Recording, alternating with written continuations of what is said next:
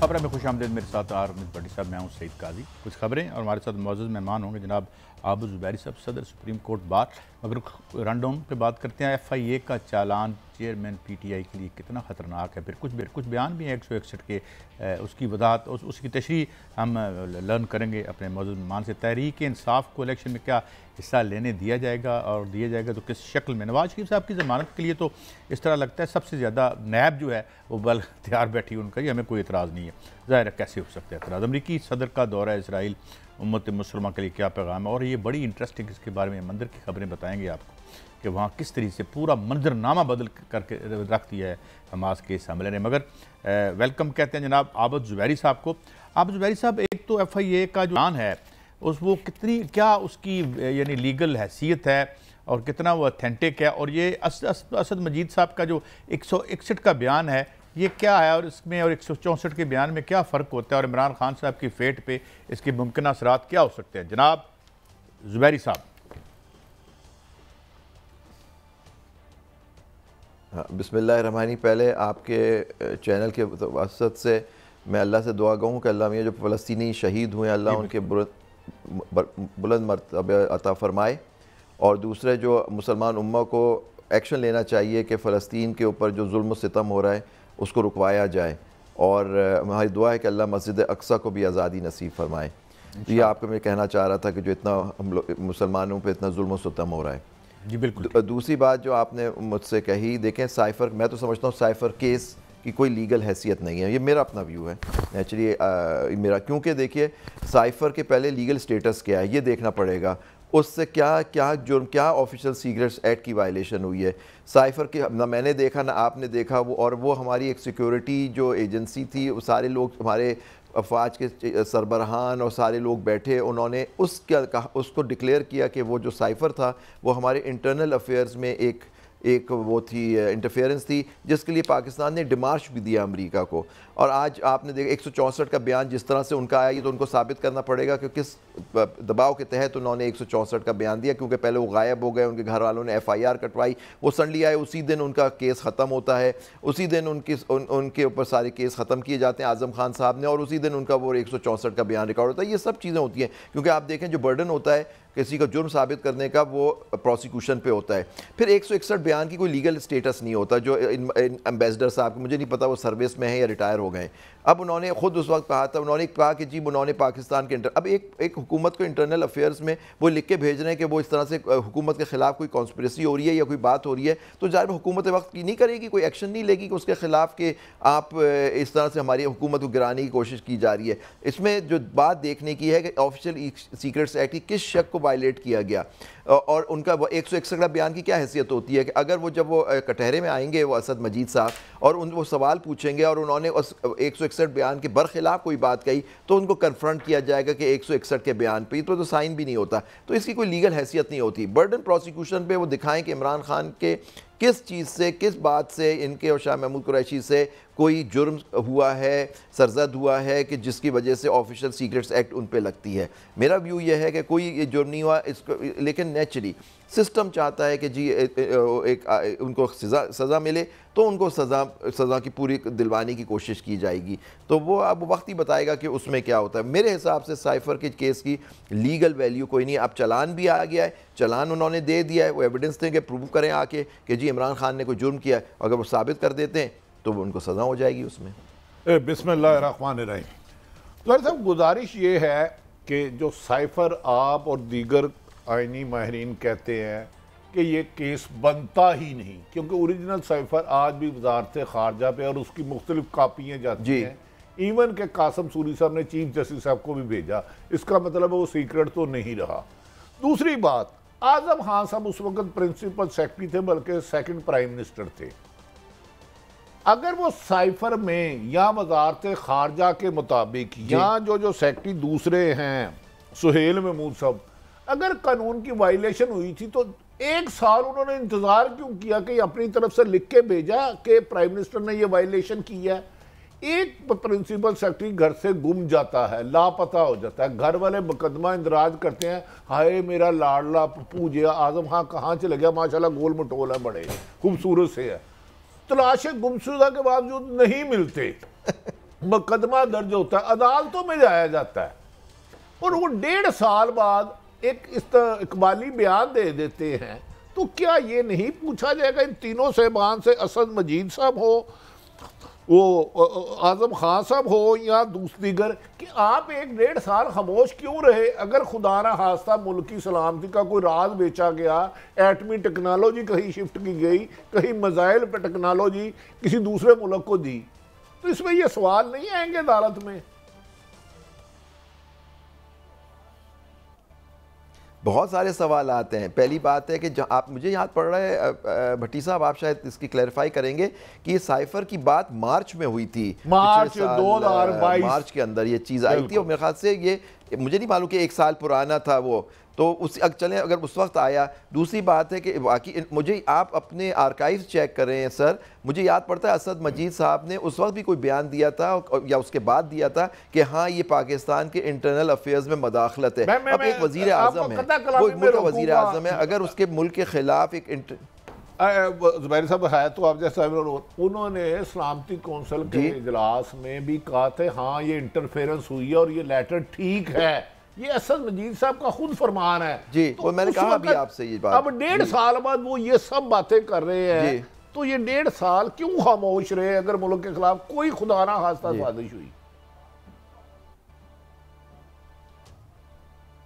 ज़ाहिर उनके लिए बेहतर यही था वो खामोश ही रहें, क्योंकि हमारे मुल्क में आई थिंक खामोश रहना ही बेहतर होता है। लेकिन अब उनकी ज़रूरत है, एक किसी को सज़ा दिलवानी है, तो उन्होंने आके एक बयान भी दे दिया 161 का, और कहा कि डिप्लोमेटिक बड़ा पाकिस्तान को नुकसान हुआ।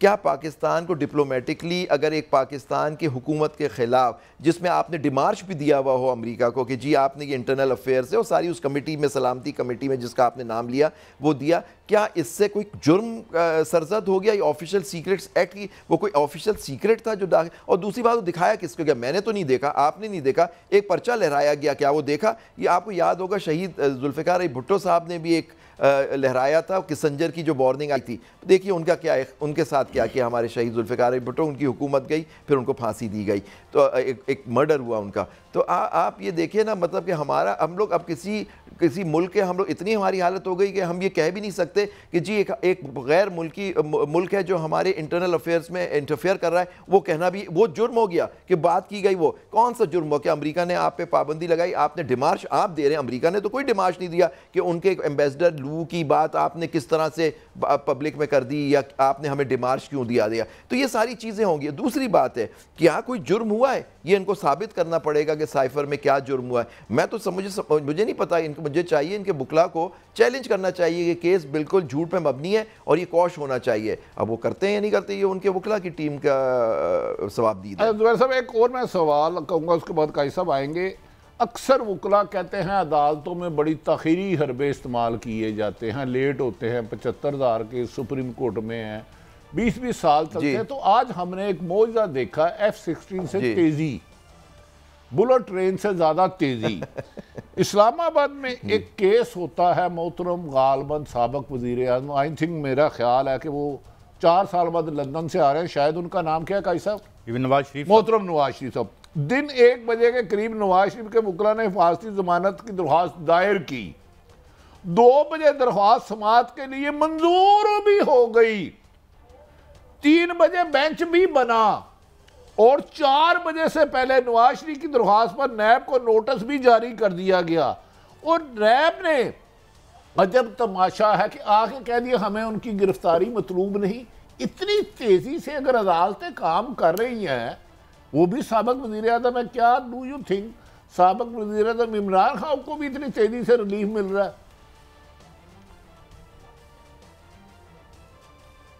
आपको याद होगा भट्टी साहब, जब इमरान खान साहब के केसेस टेकअप हो जाते थे तो नून लीग के जो लीडरान थे वो यही कहते थे, इल्ज़ाम चीफ जस्टिस की हद तक की जाती थी पाकिस्तान की या मुख्तलिफ अदालतों की, कि जी उनको जो है उनके लिए केस उनके फ़ौरन लग जाते हैं, उनको रिलीफ मिल जाता है। आप यहाँ देखिए एक चीज़ और, मैं आपने भट्टी साहब शायद नोट की हो, मैं आपको बता दूं उसको कि जब इमरान खान ने अपनी बेल के लिए इसी अदालत में इस्लामाबाद हाई कोर्ट में दाखिल की तो उनसे कहा पेश हो, अपना आके फिंगर प्रिंटिंग दो, वो बायोमेट्रिक कराओ, और जब वो बायोमेट्रिक के लिए पहुंचे तो उस अदालत से उनको गिरफ्तार किया गया, जिसको बाद में सुप्रीम कोर्ट ने डिक्लेयर किया कि वो, जबकि हाई कोर्ट ने कहा वो सही है और सुप्रीम कोर्ट ने कहा नहीं उनका जो गिरफ्तारी सही थी। तो बायोमेट्रिक के बगैर तो उनकी पटिशन ही नहीं थी। आज नवाज शरीफ के नाम से वो केस फाइल किया, पता नहीं बायोमेट्रिक किसने कराया, उसको भी इस तरह, उस बायोमेट्रिक को भी इस्तेसना, वो नहीं कहा गया कि नवाज शरीफ भी आके वो बायोमेट्रिक कराएं जिस तरह वो इमरान खान से कहा गया था। तो ये भी एक ज़रा मैं आपको बात बताना चाह रहा हूँ। दूसरी बात आप देखिए, तो इससे बेहतर जैसे मुझे पता लगा है और मुझे बात कंफर्म भी हुई कि मैं वहाँ मौजूद नहीं था, शायद आपकी नॉलेज में हो कि वो तो नैब प्रोसिक्यूटर किसी और केस में मौजूद थे, उन्होंने कहा जी हाँ हमें मतलूब नहीं है, जिस पे एक जज साहब, फाजिल जज साहब ने कहा तो फिर आप अपील पे भी नो ऑब्जेक्शन दे दें तो केस ही ख़त्म हो जाता है, तो आप उसके लिए उसका क्यों इंतज़ार कर रहे हैं। तो ये हालत हो गई और जितनी तेज़ी से वो लगा। और दूसरे देखिए, हमारा जब किसी को रिलीफ, हमारे सिस्टम जो हमारा सिस्टम है इस मुल्क में, वो किसी को रिलीफ देना चाहता है, ये पूरा तो हर चीज़ उसके लिए बन के प्लेट पे आ जाती है। और जिसको नहीं मिलना होता, जो सिस्टम नहीं चाहता कि यहाँ किसी को रिलीफ मिले या उसको रगड़े रहो, रगड़ते रहो, अदालतों के अंदर धक्के दिलाते रहो, तो फिर उसके लिए मुख्तलिफ तरीक़ेकार इस्तेमाल होते हैं। ये हमारा सिस्टम आप देखेंगे। ये नवाज शरीफ साहब के साथ भी ये चीज़ें हो चुकी हैं, आसिफ जरदारी साहब और पीपल्स पार्टी के लीडरान के साथ भी हो चुकी हैं कि उनको भी रगड़ा गया इन्हीं अदालतों से, और फिर उनको, और जब उनको रिलीफ देने का वक्त आया तो वो फ़ौरन चीज़ें हो जाती हैं। तो ये देखिए, ये लोग भी इसी चीज़ से गुजर चुके हैं जो अब उनको फिर से फ़ायदा हो रहा है जी इस चीज़ का। 28 के करीब गवाहान हैं, तो ये तो 28 गवाहों पे जिरा होगी, तो ये केस लंबा चलेगा। जबकि बाज़ हल्के या उनके सियासी मुखालफीन कहते फिरते हैं जी बस गए अंदर, सानू यानी वहाँ गारंटी मिल जाती है उनको कि वो उनको पकड़ा नहीं जाएगा, फैसला अदालत ने बाद में करना होता है। ये एक और मुझे बात बड़ी तकलीफ होती है, हम इंतज़ार करेंगे फ़लाँ बंदा फ़लाँ ओहदे पर पहुँच जाए, हाईएस्ट जुडिशरी, और क्या ये तौहीन अदालत नहीं है? क्या उन जज साहब जो कि एक ज़ाहिर अपराइट आदमी जो यहाँ तक पहुँचे हैं, ये कहना दुरुस्त है कि वो हमें आके रिलीफ देंगे भले हम जिस किस्म के भी मुलजिम हों, मुजरिम हों? ये क्या खेल है?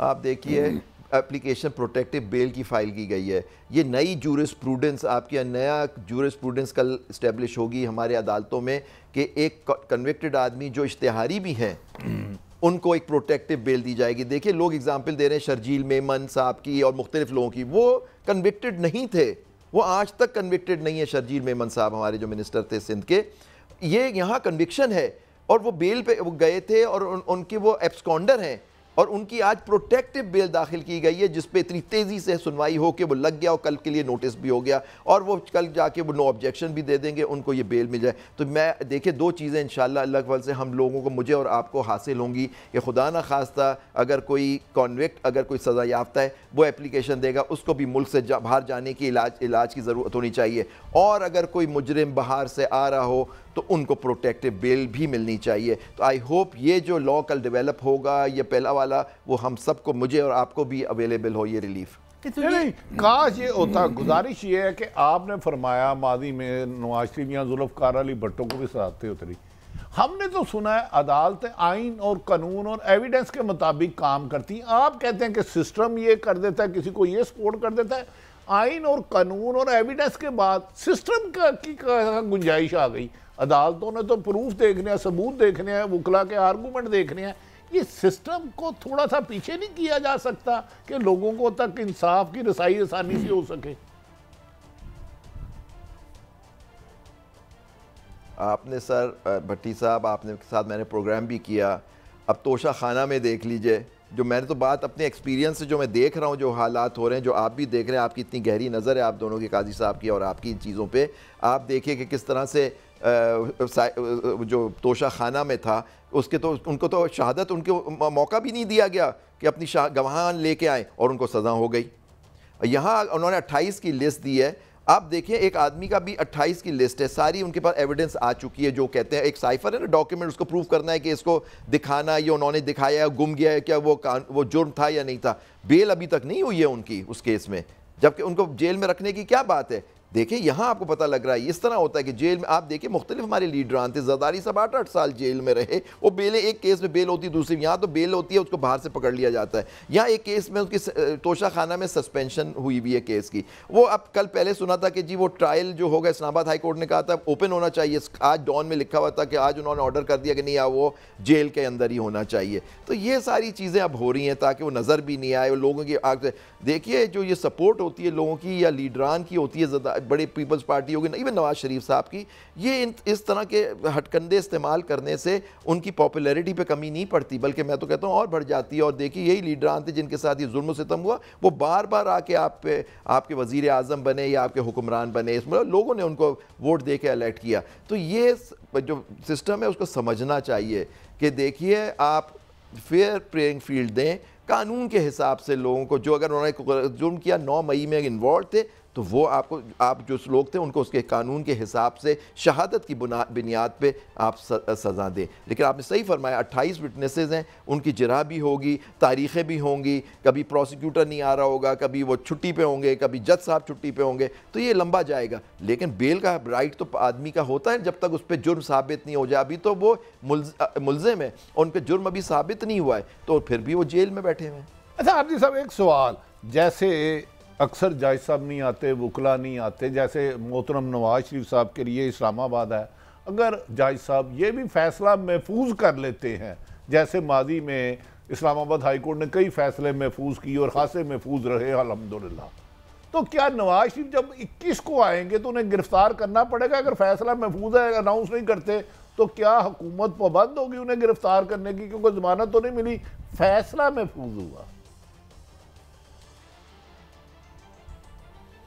जी बिल्कुल, अगर वो नहीं आएंगे और एक मुजरिम की हैसियत से आएंगे जिनकी सज़ा हुई और एब्सकॉन्डर भी हैं, इश्तिहारी भी हैं, तो हुकूमत वक्त को जो पुलिस है उनको अरेस्ट करना पड़ेगा और उनको जेल जाना पड़ेगा अनलेस उनके घर को वो सब जेल डिक्लेयर कर दें। तो ये सारी चीज़ें होंगी लेकिन वक्त ही बताएगा। लेकिन अगर नैब अपोज़ नहीं कर रही तो मैं तो कहता हूँ जैसे जज साहब ने फरमाया कि आप फिर अपील कल ही के आके कह देंगे जी हमें अपील पे उनकी अपील भी ग्रांट कर दें, तो इस नया जूरिस्प्रूडेंस डेवलप हो के प्रोटेक्टिव बेल मिल जाए, ये ना हो और उनकी अपील ही कल ख़त्म हो। अच्छा एक बात और ज़ुबैरी साहब, बहुत अच्छा मुतालबा आता है मुस्लिम लीग नून की तरफ से, आरामों से सपोर्ट भी करते हैं कि जजों का एहतसाब नहीं होता, वो तो खैर जर्नैलों का एहतसाब भी होता है सिलेक्टिवली, उसका भी जिक्र करते हैं। सवाल मेरा ये है कि अगर कल एक नई जूरिस्प्रूडेंस बनती है और जो कि बिल्कुल आइन से मुतसादम है तो क्या दौर बदलता है? दौर तो बदलते रहते हैं ना, प्यारे प्यारे जो हैं वो गंदे हो जाते हैं, गंदे प्यारे बन जाते हैं यहाँ पे। तो किसी जगह पे आगे जाके हम सुप्रीम कोर्ट में या किसी फोरम पे जाके कह सकते हैं कि ये जज साहब ने जो फैसला किया था ये आर्टिकल और आइन से मुतसादम था, या ये इसकी कोई नहीं है, सिर्फ ये कानून हम गरीब लोगों पर ही लगते हैं? ये कौन कहेगा सर? पार्टी कौन है? नैब तो नहीं कह रही, एक पार्टी है वो पटिशनर है, वो एक आम आदमी चला देखिए ना, एक आदमी जाता है कहता है जी मैंने टीवी देखा, देगी ज़ुबैरी साहब, एक आदमी जाता है टीवी देखा कहता है यार मेरे मुल्क के खिलाफ क्या हो गया, इस इंसान ने टीवी पे क्या कह दिया, इसने तकरीर क्या कर दी, तो उसी वक्त उसकी FIR दर्ज हो जाती है उसके बारे में।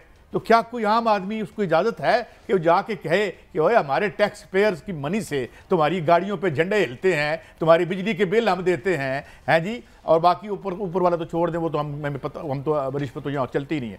तो आम आदमी जा सकता है इस मुल्क में कि आइन के तहत पूछ सकता है कि ओए की कर रहे हो साढ़े नाल?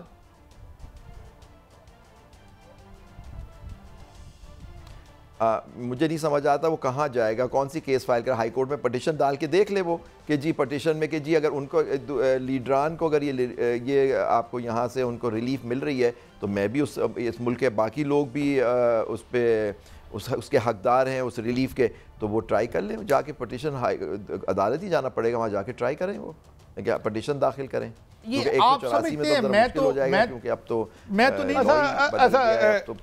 ज़ुबैरी साहब एक बड़ा आसान सा सवाल थोड़ा सा, क्योंकि आप माशाल्लाह साहिब इल्म है, मुस्लिम लीग नून के रहनुमा साहब फरमाते हैं कि नवाज शरीफ की नहली ही ख़त्म हो चुकी है, उसका वजूद ही कोई नहीं है।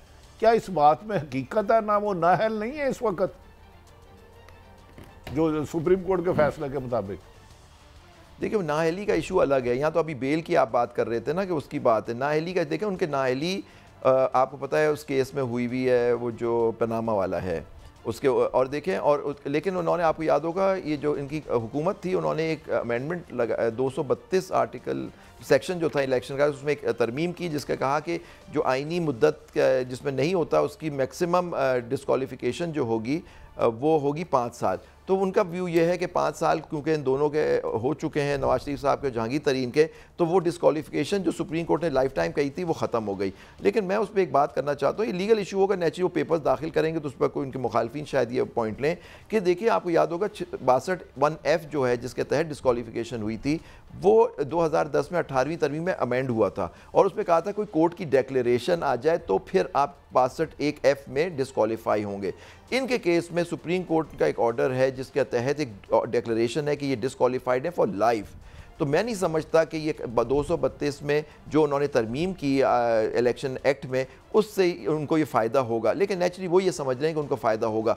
अब जब ये बात उठेगी, वह हाई चैलेंज होगी और फिर सुप्रीम कोर्ट तक बात हो तो वहाँ हो जाएगी, जबकि सुप्रीम कोर्ट के अपने फैसले के अगर सुप्रीम कोर्ट किसी आईनी शेक की तशरीह कर दे और कहे कि उसके अंदर ये एक आखिरी सवाल, सिंपल एक्ट ऑफ पार्लियामेंट से चेंज नहीं हो सकता, उसके लिए कॉन्स्टिट्यूशनल अमेंडमेंट चाहिए होती है। आखिरी सवाल आपसे, वक्त की कमी के क्योंकि ज़्यादा से ज़्यादा आपसे हम सीखना चाहते हैं। क्या कहा गया पकड़ा पनामा पे निकाला अकामा पे, क्या कोई कानून ऐसा है कि सईद काजी प्राइम मिनिस्टर बने और दुबई में उसका खाकरोब का जो है एक अकामा भी हो? इसमें कोई इंटरनेशनल लॉ है या ऐसी कोई मिसाल दुनिया में कहीं मिलती है कि बंदा इधर हमारा प्राइम मिनिस्टर है, इधर हमारा वजीर दिफा है और नौकरी जो है वो दुबई में कर रहा है, स्ट्रेंजली इन हिज एब्सेंस, यानी नौकरी इन एब्सेंशिया?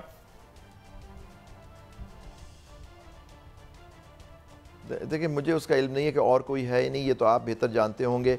अगर देखें अगर केस पनामा से शुरू हुआ था तो पनामा में भी इख्तिताम होना चाहिए था, पनामा में शुरू होकर अकामा में चला गया। वो दो, आप देखें वो 2 मेंबर बेंच ने कुछ और, 2 जजेस ने कुछ और फैसला किया था, 3 ने इस बात को उठाया, फिर उस पर एविडेंस रिकॉर्ड हुई, उसके बाद उन्होंने कहा हाँ ये अकामा था जिसकी वजह से वो नाअहल करार दिए गए। तो अब ये देखना पड़ेगा कि जी उस पर, देखिए मैं समझता हूँ लाइफ टाइम बैन नहीं होना चाहिए, किसी पॉलिटिशियन पे लाइफ टाइम बैन नहीं होना चाहिए, लेकिन मैं समझता हूँ कि जो भी आप करें उसको आइन और कानून जो आप कह रहे हैं उसके अंदर रहते हुए, अगर आप समझते हैं आपको अकामे के ऊपर, मैं नहीं, जुबैरी साहब आप माशाल्लाह इनोसेंट है, माशाल्लाह बड़े शक्ल से मासूम लग रहे हैं, मुझे लग रहा है नरम दिल भी होंगे। एक बंदा है वो फीस सिर्फ 500 रुपया दे सकता है, उसने मुल्क का अरबों रुपया लूटा, JIT भी बनी, वो जेल में मेरा एक वाकफ है, उसको सजा भी हो चुकी है। क्या आप उसको बैरून मुल्क भिजवा सकते हैं? कोई अदालत से रिलीफ लेके दे सकते हैं? ये नेकी समझ के कर लें, उसकी फीस भी 500 मैं पल्लों से दूंगा। मैं तो मुजरम है, सजा याफ्ता है, अरबों रुपए कमाए हैं, कोई बात नहीं। मैंने शुरू में यही कहा था भट्टी साहब, मैंने शुरू में यही बात कही थी कि 2 नई चीज़ें हमारे मुल्क में हुई, एक सज़ा याफ्ता आदमी को बैरून मुल्क इलाज के लिए भेज दिया गया जिनकी जेल हुई हुई थी, और दूसरा जो अगर ये प्रोटेक्टिव बेल होती है तो ये भी एक नई डेवलपमेंट होगी हमारी जूरिस्प्रूडेंस में। मैंने शुरू में ये बात कही थी।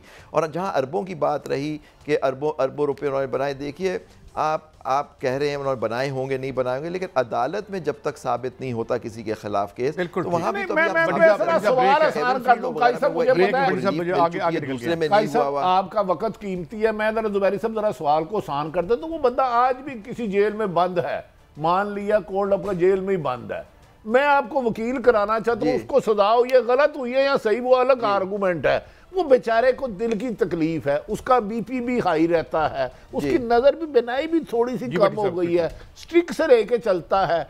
क्या उसको केस करके आप रिलीफ लेके दे सकते हैं कि लंदन इलाज कराने के लिए या अमेरिका चले जाए? अगर आपको वकील किया जाए, आप माशाल्लाह साहिब इल्म है, मैं तो नेकी करना चाह रहा हूँ। सर मेरी ये हिम्मत नहीं है, मैं नहीं उस बंदे को मैं रिलीफ नहीं दिला सकता। Thank you very much. मगर ब्रेक से जाने से पहले मैं डॉक्टर इकराम उल हक को कोट, उन्होंने कहा था कि अकामा कैंसिल हो जाता है अगर आप तनख्वाह ना लें। हर महीने जाके सबूत देना पड़ता है सिटी गवर्नमेंट दुबई में कि जी money has been paid, otherwise अकामा कैंसिल हो जाता है। एक ब्रेक है, ब्रेक के बाद दोबारा हाजिर होते हैं।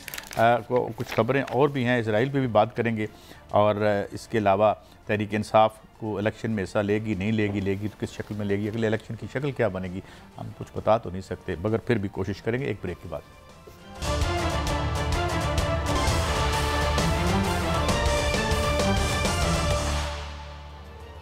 Welcome back. अभी जो भट्टी साहब आपने आखिरी सवाल आबिद ज़ुबैरी साहब से किया था, अभी मैं नेट पे देख रहा था कि पाकिस्तान में 87,712 कैदी हैं 2022 में, ये यानी कैलकुलेशन की गई थी पाकिस्तान की जेलों में, और सबसे बड़ी जेल जो सहीवाल की है। ये फिर राइट किसी, ये जो 130वां नंबर हमारी जुडिशरी में 130वां नंबर हमारी रैंकिंग में आता है, तो आप क्या समझते हैं कि ये एक अच्छा नंबर है? अदब एहतराम के साथ अच्छा नंबर है, लेकिन शायद 140 है मुबैना तौर पे, 140 30 आपने 10 कम कर दिया, ये ज्यादती ना करें, मतलब बेहतरी ना करन देना सानू कोई। सर मैंने तो चले मैंने मुबैना फिगर बताया। अच्छा जी जी जी जी। तो मैं ये मेरा ये सवाल है कि क्या ये तमाम राइट्स जो हैं, हम ये देखते हैं कि जो केसेस हैं, और ये बड़ा ठीक कहा चीफ जस्टिस साहब ने कि प्रॉपर्टियाँ के केस जो हैं नस्लें गुजर जाती हैं, ठीक है, अच्छा उसके बाद उनको यानी अच्छा फैसला होने के बाद मैं आपके पास एक दिन हाज़िर हुआ कि एक मेरा दोस्त अहमद ने 35 साल मुकदमा लड़के अपनी जायदाद जो है उसके हक़ में फ़ैसला हो गया, और इसको फैसले को आए हुए 2-3 साल हो चुके हैं, और अभी तक मौसूफ को वहाँ 1 इंच जगह नहीं मिली। देखिए कादी साहब, आपका दोस्त आम शहरी होगा, एक मामूली आदमी होगा, पाकिस्तान के 25 करोड़ों में से कीड़ा मकोड़ा होगा। मैंने गुजारिश की ना, आज 1 बजे के करीब नवाज शरीफ के वकला ने हिफाजत दरख्वास्त की, 2 बजे समाअत के लिए मंजूर, 3 बजे बेंच बना, 4 बजे नवाज शरीफ के नैब को नोटिस जारी हुआ, और नैब का उधर भी था, और ज़ुबैरी साहब ने की कि उस पर थम प्रेशर भी नहीं था जहां इमरान खान को उठाया गया, और उसके बाद उसकी आज तक फुटेज भी नहीं आई। ये बताया ज़ुबैरी साहब। देखें, आप केस और फेस का फर्क डिफरेंस अलग नहीं कर सकते। साहब शुक्र करें उन्होंने अदालत को वहां तलब नहीं कर लिया लंदन में, देखें तो वो ये भी मुतालबा कर सकते वैसे आबिद ज़ुबैरी सब बहुत दर्द दिल रखने वाले, इन्हें चाहिए, मैं दोबारा भी रिक्वेस्ट करूंगा, एक आदमी है साइकिल चोरी में बेचारा सजा हुई है, तो वो भी इलाज कराने चले जाए, जर्मन शर्मन क्या हो गया, आ जाएगा 4 से 5 साल बाद, उसकी तो बख्शिश ही नहीं हो सकती। क्यों साइकिल यार बेचारा मजबूर। भट्टी साहब इतनी छोटी चोरी की तौहीन है, उन अंदर रहने दो। हाँ जी आगे चलते हैं। घर का बिजली का बिल नहीं साइकिल चोरी की, क्या हो गया? दुनिया में सबसे घटिया काम ही छोटी चोरी करना है, उसकी क्या है औकात है? थोड़ा ये उस रिलीफ नहीं आप लेने। नहीं ये मुझे चोरी की तौहीन है। अच्छा मुझे बताएं, इलेक्शन आ रहा है। देखिए कादी साहब, अगर जो कमीशन ने इलेक्शन कराना है, अगर वो आया और साफ शफाफ हुआ, शर्त ये है, मुझे इलेक्शन पे तो यकीन नहीं है, साफ शफाफ हुआ और तमाम सियासी जमातों के लीडरों को हिस्सा लेने की इजाज़त दी गई आइन और कानून के मुताबिक, और वोटरों को भी, तो मुस्लिम लीग नून मुबैना तौर पर जो 3 सर्वे हुए हैं तीसरे नंबर पे है रिजल्ट में। अगर साफ शफाफ इलेक्शन हुआ, जमात इस्लामी को भी इजाज़त दी जाए इलेक्शन लड़ने की, MQM को भी, नून लीग को भी, तहरीक इंसाफ को भी, PTI को भी, क्योंकि वोटर मुख्तलिफ सर्वों में अपनी राय का इजहार कर चुका है। अब देखना यह है, आज बिलावल भुट्टो ने बहुत अच्छा पॉइंट किया, कभी कभार बिलावल भुट्टो बेनज़ीर लगते हैं, उन्होंने कहा एक शख्स के लिए इलेक्शन का निज़ाम रोका हुआ था, शुक्र है कि वो शख्स आया, वरना अदरवाइज 9 नवंबर को इलेक्शन होने थे, 90 दिन 9 नवंबर को हो जाने थे। अगर होता है और उसमें लेवल प्लेइंग फील्डिंग तमाम जमातों को मिलती है, अगर ये आपने करना है कि एक को मिसाल के तौर पे पीपल्स पार्टी का कैंडिडेट बनता है, कोई उसको पुलिस उठा के ले जाती है, पकड़ती है, अगले दिन वो बयान दे देता है कि मैंने तो पीपल्स पार्टी का टिकट ही नहीं किया, इलेक्शन कमीशन उसे कैंसिल कर देता है, फिर वो इलेक्शन नहीं होंगे।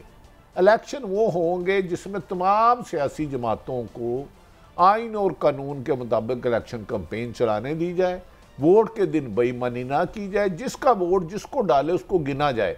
डू यू थिंक आपको साफ शफाफ इलेक्शन होते हुए नजर आ रहे हैं? मुझे तो नहीं पता बड़ी साहब, लेकिन एक बात बहुत पॉजिटिव हुई, बहुत पॉजिटिव हुई है, और मेरा दिल खुश हो गया है इस मुल्क का शहरी होने पे। एक तो ये कि जो अवाम नास के लिए कभी कोई काम नहीं हुआ, कम अज़ कम अब जलसा नहीं वलीमा होता है, मगर अब एक और आगे चीज़ गई है कि माशाल्लाह अवाम की तफन्नुन तबा के लिए रक्स सरूद की महाफिल भी सजाई जाती है। तो मैंने इससे पहले अवाम की इतनी खिदमत नहीं देखी, तो मैं समझता हूँ ये पॉजिटिव एक नहीं है। साहब 2000 और फिर जन्नत की बशारत दी गई कि अगर आप जलसे में जाएं, जरा सुनाइए, पहले सुन लें, पहले सुन लें। एक सेकंड, मैं यही अर्ज करने लगा था। जी जी जी। 2023 तारीख की दुनिया में जब से बना है, सुनहरी हरफों से लिखा जाएगा। एक साहब ने फरमाया कि मोहतरम के अगर आप उधर जलसे में चले तो जन्नत में जाएंगे, और अल्लाह ने जन्नत दोज़ख इसलिए नहीं बनाई कि आप जलसों में जाए, और उसमें अल्लाह के करम से अल्हम्दुलिल्लाह नबी के उम्मती होने की वजह से और कुछ माल और अल्लाह बख्शिश है। लेकिन ये जलसे में जन्नत वाली बात सुनाए, मैं हैरान हूँ। जन्नत इतनी आसान है, तो फिर हलाल हराम नेकी बदी जन्नत के दरवाजे भी हमने खोल दिए। करप्शन, ये दिखाएं क्यों बुराई है? दिखाएं जरा, दिखा दे।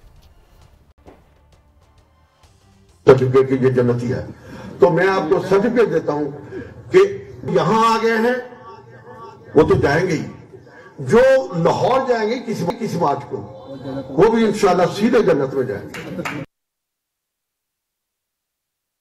21 अक्टूबर को मीनारे पाकिस्तान 4 बजे पहुंचना, ये मैं जरूर कहूंगा कि जी के ऐन कार सवा कि ये हमारा मिली दीनी इस्लामी इखलाकी ये हमारा फरीजा है कि जी के हम कायदे पाकिस्तान मोहसिन पाकिस्तान का।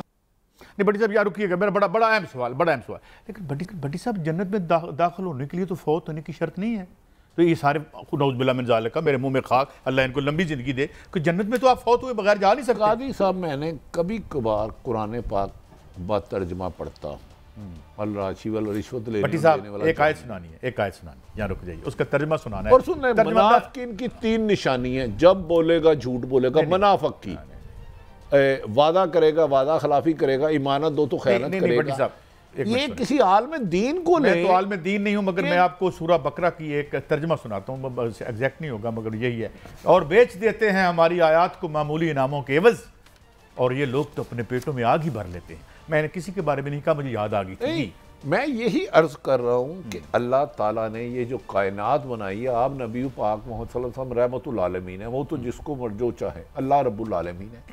ये इंसान एक साबिक MP है, मैंने यहाँ आम साथी, ये बिशारत कैसे दे सकता है कि आप फलां पार्टी के लीडर में जाएं तो हम तो जनती हैं, तो फिर ये तो मैं कहना नहीं चाहता, ये तो अगर इस पे केस हो जाए, ये तो मैं मुंह से ये बात नहीं निकालना चाहता कि यार ये तो खुदाई, ये तो मेरे नबी कह सकते हैं, या ये अल्लाह पाक कह सकते हैं देता है। कोई आलम दीन मिलता है तो क्या किसी एक आम शहरी को ये हक है कि उसके सियासी लीडर के जलसे में जाने के वो जन्नत की बिशारत कर दे? ये तो मेरे नबी पाक मोहम्मद सल्लल्लाहु अलैहि वसल्लम कुल तुसी भी तो बाज नहीं ना दे भट्टी साहब, बिरयानी पे भी आप नहीं आते, नहीं आते, थोड़ा सी की करिए।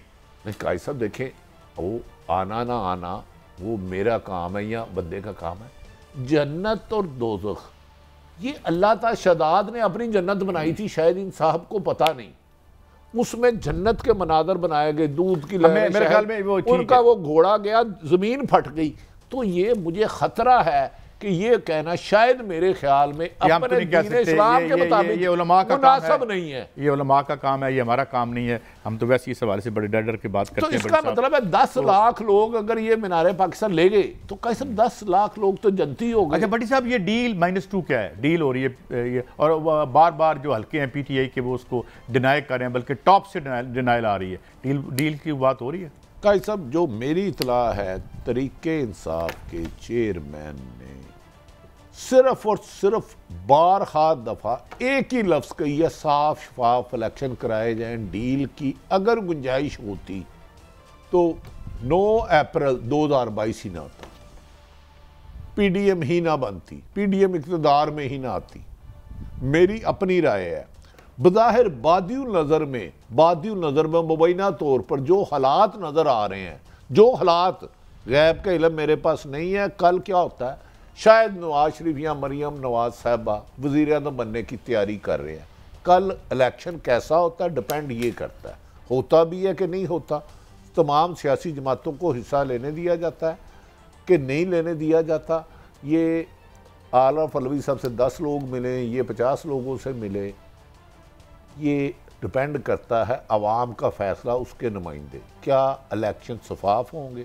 मुझे उसमें खदशात नज़र आते हैं मुबैना। मैं ये नहीं कह रहा कि शफाफ नहीं होंगे, बार बार कह रहा हूँ भाई, शफाफ के बारे में नहीं कह रहा, होंगे तो हम बताएंगे शफाफ है। हाँ, अगर कोई गलती नज़र आई तो उसकी निशानदेही करेंगे, अदारे फैसला करें। शफकत महमूद साहब की या दुरानी साहब की मुलाकातों का कोई मतलब है? जब तक शफकत महमूद साहब जब से इमरान खान गिरफ्तार हुए हैं, कितनी प्रेस कॉन्फ्रेंसें की उन्होंने इमरान खान के हक में, कितने टॉक शो में आए, कितनी दफ़ा डिफेंड किया, मुझे ज़रा वो काउंटिंग बता दें, मैं ज़रा थोड़ा सा अपनी इस्लाह चाहता हूँ। तो भट्टी साहब ये तो पहले पीपल्स पार्टी में हुआ करते थे, इससे पहले जॉइंट सेक्रेटरी उन्होंने इस्तीफा दिया था। हुक्म सर आंखों पर वो गालबन वजीर इतलात मिले, वो भी गालबन पीपल्स पार्टी में रहे और उन्होंने उन्हें गालबन पीडी रेडियो का भी लगाया। भट्टी साहब आप भी तो चूरी खाने वाले मजनुओं को पार्टियों में लेते हैं ना, सोचना चाहिए। आप सोच रहे होंगे बैठ के। तो बिल्कुल देखना, ये सारे जो सियासी मुसाफिर हैं, इधर दिहाड़ी उधर दिहाड़ी, आस्तीन के सांप रखे। अब कहाँ है जिसे मोहतरम मरियम नवाज, जो हर दिल अजीज है इस मुल्क की लीडर, और हमजा शहबाज जिन्हें मैं पसंद करता हूँ, मेरी मुलाकातें भी रहती हैं, जिन्होंने कहा था ये बुजदार पैसे लेके पोस्टिंग करता है डीसी, तो वो तो अभी तक गिरफ्तार नहीं हुआ। तो इमरान खान साहब को ये सोचना चाहिए, जब आप आस्तीन के सांप रखेंगे और मुखलस लोगों को, अगर ब्रेक है मेरी, अगर मुबैना तौर पर उन्होंने पैसे ट्रांसफर पोस्टिंग की है जिस तरह नहीं, उन्होंने इल्जाम लगाया, मैंने और आपने नहीं। लेकिन अगर ये इल्जाम है, तो अगर ये वाकया हो रहा है, तो ये बुजदार साहब ने पहली दफ़ा किया था या नहीं? इसलिए मैं आपकी अक्ल सलीम पे छोड़ता हूँ और आगे बढ़ते हैं और वापस आके आज आपको बताएंगे कि हमास ने वहाँ किया क्या और किस तरह से पूरे मिडिल ईस्ट का नक्शा और दुनिया की डिप्लोमेसी बदल गई कि जॉर्डन के सदर ने बाइडन से मिलने कहने से इनकार कर दिया, जो सबसे बड़ा एजेंट है उसका, जिसके कहने पे यहाँ से ज़िया-उल हक साहब ने फ़लस्तीनी जहाँ पे उड़ाए और मारे थे। वो भी तो एक कहानी है। पर एक ब्रेक के बाद हाजिर होते हैं, हमारे साथ रहिए।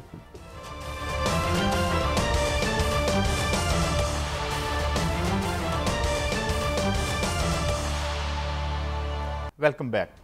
भट्टी साहब, 1500 से ज़्यादा और सैकड़ों हज़ारों फ़लस्तीनियों ने जान तो उनकी गई, बच्चे औरतें घर तबाह हो गए।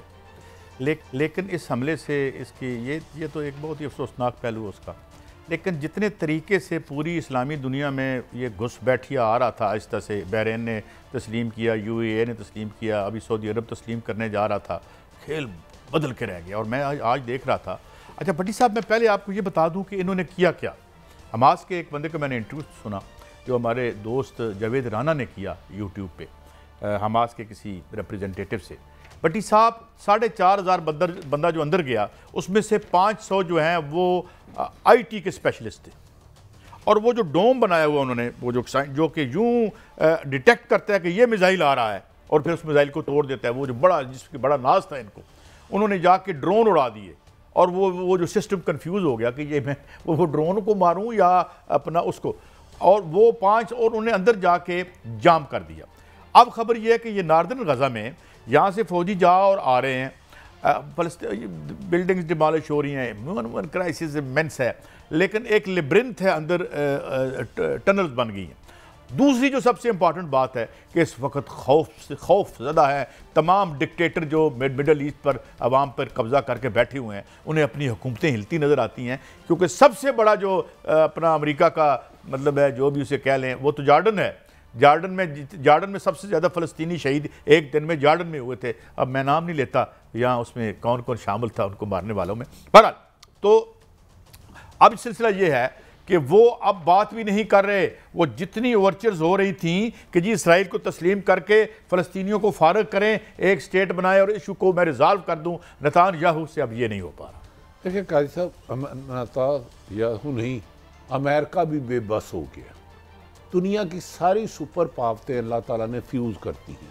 हमास एक बिल्कुल इतना चीज़ था, इसराइल से मुकाबला नहीं था।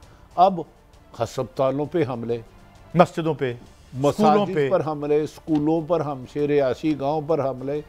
इसराइल ने जो मुसलसल जंगी जराइम कर रहा है, बदकिस्मती है कि मगरिब के अवाम लाखों की तादाद में इस जुल्म के खिलाफ, इंसानियत सोच के खिलाफ एहतजाज कर रही हैं, और जो बाइडन उधर जा रहा है, ये तनहा रह गए हैं।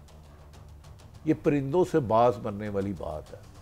जो लोग ये ख्वाहिश लेकिन का ये जो इजहार आलमी कर रहे कसाई थे- है और ख़ास तौर पर जो नेतान्याहू तो एक इंतहाई सफाक और मैं क्या उसको कहूँ, कोई लफ्ज़ ऐसा महज़ब है नहीं कि जिसके नाम से उसे पुकारा जाए कि डॉक्टर्स लाशों के बीच में बैठ के अपने इंटरव्यूज दे रहे हैं, बच्चे छोटे छोटे बच्चों की लाशें। काजी साहब देखें किस किस्म के कसाई अस्पतालों हैं? पर, घरों पर, और जो अमदादी सामान जहाँ से जाना है वो आपने रास्ते ब्लॉक कर दिए।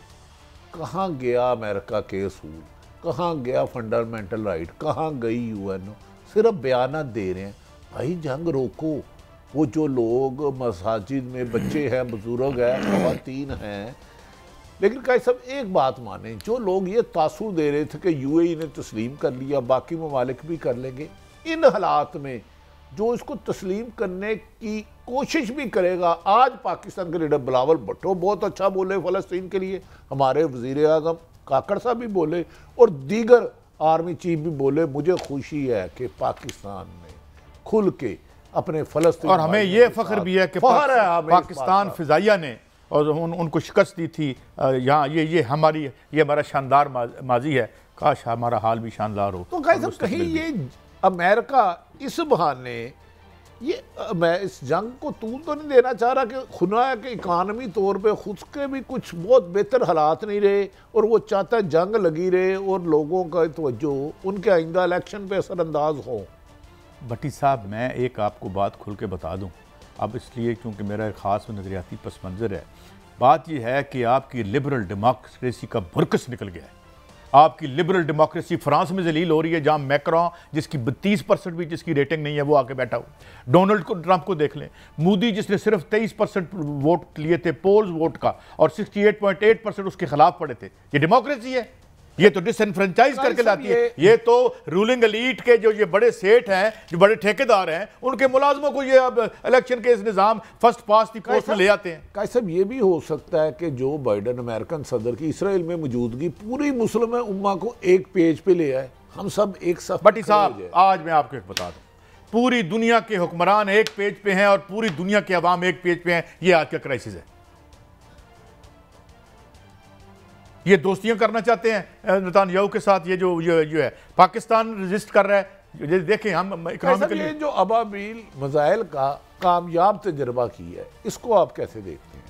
मैं खुश हूं कि इस दरिंदों की दुनिया में अगर आप अपनी हिफाजत नहीं कर सकते, भट्टी साहब, हम सारे कहते हैं हमारा मिलिट्री का बजट ये हो गया, वो हो गया, वो हो गया।